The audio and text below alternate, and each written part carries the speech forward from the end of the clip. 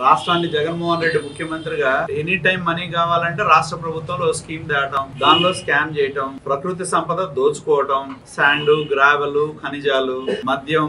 అలాగే వీళ్ళు కూడా ఏంటంటే నియోజకవర్గ శాసనసభ్యులు అంటే వాళ్ళకి ఇది ఎనీ టైం మనీ కింద అయింది నియోజకవర్గం. ప్రతిదీ ఏ చిన్నది జరగాలన్నా కూడా రేషన్ షాప్ దగ్గర నుంచి, డోక్రా గ్రూపుల దగ్గర నుంచి, లోన్ల దగ్గర నుంచి, పట్టదారు పాస్బుక్ దగ్గర నుంచి, లేఅవుట్ల దగ్గర నుంచి, ఇళ్లు కట్టుకునే దగ్గర నుంచి ప్రతిదీ దందానే.